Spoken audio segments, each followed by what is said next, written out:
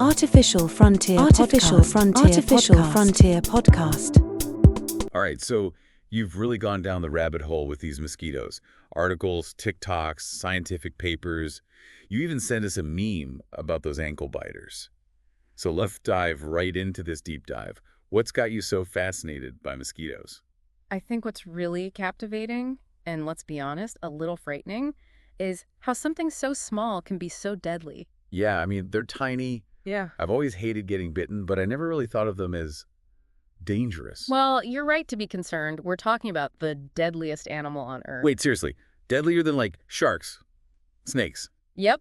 Mosquitoes take the crown. They're incredibly efficient at spreading diseases. That's kind of terrifying when you put it that way. So how do they actually do it? I mean, they bite us and... It's all about the way they're designed, really. They need blood meals for their eggs. They have to bite, and often... Right, and their saliva. Yeah. It's like it's designed to make us bleed more. Exactly. And that same saliva, it's like a perfect little delivery system for pathogens. Oh, that is not what I wanted to hear.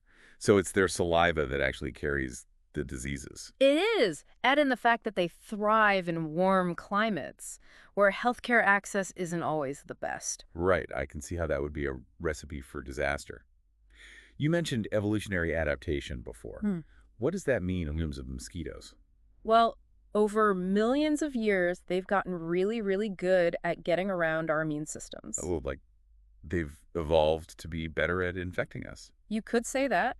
Their saliva has stuff in it that actually suppresses our body's defenses. So they're like stealthy ninjas injecting us with these microscopic dangers, and we don't even know it until it's too late. It's a constant arms race between our bodies and those tiny assassins. Speaking of assassins, you mentioned malaria in your research. Isn't that like a really big deal? It is. We're talking over 200 million cases a year. It's a huge problem, especially in certain parts of the world. Like where? It's really concentrated in sub-Saharan Africa, some parts of South America, Southeast Asia. Any particular reason why those places? It's complicated, but poverty plays a big part. Less access to healthcare, poor sanitation, more standing water for mosquitoes to breed. It all adds up. It's kind of scary to think that something preventable is still causing so much suffering. And get this, there have been recent malaria cases, locally transmitted, in the U.S. Oh, really? Yeah, in Florida and Texas, first time in decades. That's concerning. It really highlights how climate change might be playing a role, expanding the range of these mosquitoes. It's like nowhere is safe. But I did learn something interesting. Not all mosquitoes spread malaria, right? It's mainly just that one type. That's right. It's primarily the Anopheles mosquito. Anopheles, got it. But what about other diseases? Don't mosquitoes spread a whole bunch of other nasty stuff? Oh, they do. Your research mentioned dengue fever, for example. Breakbone fever, right? Yes, excruciating muscle and joint pain. Just the thought of it makes me want to live under a mosquito net. What else? Well, there's Zika, which we know is a major risk for pregnant women and their babies. Right, and what about West Nile? Still a serious threat, even here. Dr. Fauci himself was hospitalized with it recently. Wow, okay. So it's not just a problem over there. What was the other one? It was something about horses. Eastern equine encephalitis. Triple E. Triple E. Rare, but it can be very serious. There was recently a death in New York. See, this is what I mean. We need to take this seriously. So what are we doing about it? I know the basics. Bug spray, mosquito nets. Those are important for personal protection, for sure, but I know you're curious about the more high-tech solutions. You mean like those genetically modified mosquitoes? The Franken-skeeters? Exactly. Okay, so is that stuff for real? Are we actually engineering mutant mosquitoes? It's not quite like a sci-fi movie, but the science is fascinating. There's this company, Oxitec. Oxitec, yeah. They created those friendly mosquitoes, right? Yes, a strain called OX543 They're engineered to carry a lethal gene. And that gene gets passed down to their offspring and boom, no more mosquitoes. It's a bit more targeted than that. The males, they're the ones released, and the lethal gene only affects the females. So the females die off. And eventually, there are fewer mosquitoes to bite us and spread disease. Exactly. And to address a concern you raised in your research, these specific mosquitoes, they can't spread malaria. There's evidence to back that up. Okay, well, that's good to know, at least. But still, releasing genetically modified anything into the environment, that's got to come with some risks, right? It's a complex issue. There are definitely concerns about the ecological impact, and those are being studied very carefully. It's worth noting that the species they're targeting, Aedes aegypti, is actually invasive in many areas, including the U.S. So it's not like wiping out a crucial part of the ecosystem. It's more like getting rid of a really annoying house guest. That's a good way to put it. However, there's always a balance to be struck. We have to weigh the potential benefits, reducing disease and saving lives against any unintended consequences. Right, of course. It's a tough call. And speaking of tough calls, remember that TikTok you sent with the bugs that had numbers on them? Yes. Yes. People were claiming those were Bill Gates' genetically modified mosquitoes. Classic example of misinformation spreading online. Those were actually aphids, not mosquitoes at all. But you're right to bring it up. There's a lot of talk about Bill Gates and his connection to all of this. What is the deal with that? Well, let's unpack that. The Bill and Melinda Gates Foundation, they fund mosquito control projects, but their work is focused mainly on fighting malaria, particularly in Africa and other areas hit hard by the disease.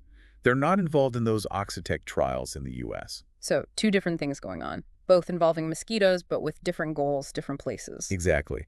Bill Gates has been a big advocate for malaria vaccines, and when it comes to mosquito control, his focus is on those specific projects, targeting malaria transmission in those regions. So it's like trying to solve a huge, complicated puzzle, but different teams are working on different pieces at the same time.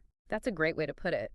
And it might seem messy, but sometimes you don't see how those pieces fit together until you step back and look at the bigger picture. And in this case, the bigger picture is about a lot more than just getting rid of mosquitoes, right? We're talking about poverty, lack of infrastructure, access to health care.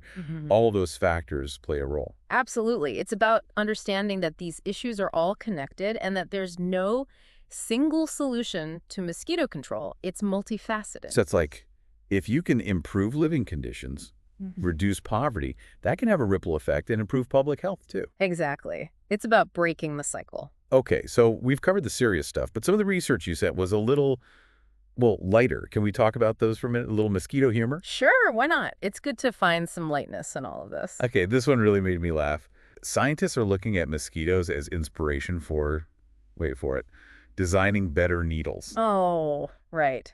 Yeah, it seems counterintuitive, but mosquito saliva is actually pretty incredible. Well, they manage to bite us without us really feeling it most of the time. And they're injecting stuff into us. It all comes down to those compounds in their saliva. Natural anesthetics, anticoagulants. They minimize the pain and keep the blood flowing. Clever little devils, aren't they? Scientists are studying those compounds, trying to figure out how to make needles that are less painful for things like delivering medication and vaccines. So they might actually be able to turn a nuisance into a medical breakthrough. Who knew? Maybe one day we'll have those mosquitoes to thank for a less painful flu shot. But on a more serious note, what about the ecological side of things?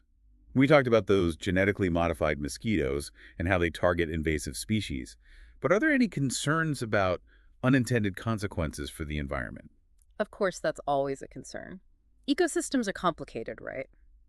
You change one thing, even if you think it's a small change, and it can have ripple effects you didn't anticipate. Scientists are doing a lot of research to understand the potential impacts, both short-term and long-term. So it's like walking a tightrope, trying to control these disease-carrying mosquitoes without messing things up even more. It's about finding that balance. And that's why they're doing all that testing and monitoring, to make sure they're not doing more harm than good. It's like every step of the way, we're learning more and hopefully making better decisions. Absolutely. It's an ongoing process. Science is always evolving. So where do we go from here? Do you think we'll ever reach a point where mosquito-borne illnesses are a thing of the past, like completely eradicated? That's the million-dollar question, isn't it? Complete eradication might be a long way off, but these new technologies have the potential to drastically reduce the impact of these diseases, especially in those parts of the world where they hit the hardest. Can you imagine a world without malaria, where kids don't have to grow up with that threat hanging over them? It's a goal worth striving for, but in the meantime, we can't forget about the things we can do right now. Right, like those personal protection measures, bug spray, mosquito nets. Exactly. And making sure people know how important it is to get rid of standing water around their homes. It all makes a difference. So it's not just about high-tech solutions. It's about being aware, taking precautions, and taking those small steps that can really add up. Absolutely. Every little bit helps. And staying informed, knowing what to look out for, understanding the risks. So it's a team effort. Scientists, policymakers, healthcare workers, and everyday people all doing their part. Exactly. We can't afford to be complacent. Well said. Now, before we move on, I wanted to circle back to something you mentioned earlier about the ethical considerations surrounding these technologies. We've talked about the science, but what about the bigger picture, the societal implications? That's crucial. Science doesn't exist in a bubble, and these advances, as exciting as they are, they come with ethical questions that we all need to be thinking about. Like what?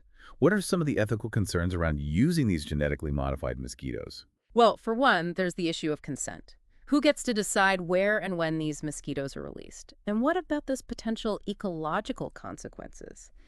We have to be very, very careful and consider the long-term impacts of our actions. It's a lot of responsibility, knowing that our choices could have consequences we don't even fully understand yet. That's right. And that's why it's so important to have these conversations, to be transparent about what we're doing and why. Scientists, policymakers, ethicists, the public, we all need to be involved in this discussion. It's about finding that balance again, isn't it? Between scientific advancement and our values as a society. Exactly. And it's a conversation that needs to be happening everywhere, not just in labs and universities. In our homes, in our communities. Everywhere, because these are decisions that affect all of us. Absolutely. Yeah. So where do we go from here? What can our listener, who's obviously interested in this topic, do to stay informed and engaged? Well, it starts with curiosity, and it sounds like our listener has got that covered. Reading articles, listening to podcasts like this one. It's about being an active participant in this conversation. And what about taking action? What can people actually do to help fight against these diseases, besides just staying informed? Well, there are a lot of organizations doing amazing work, providing mosquito nets, education, and other resources to communities that are hit the hardest by these illnesses.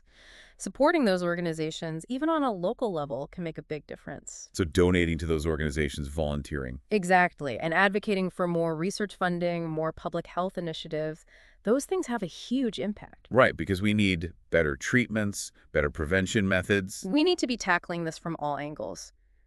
Research, healthcare, addressing those underlying issues like poverty and lack of access to healthcare. It's all connected. Like you said, it's a global effort. It takes a village, right? Or in this case, the whole world. I like that. A global village working together to fight these tiny but mighty creatures. Well said.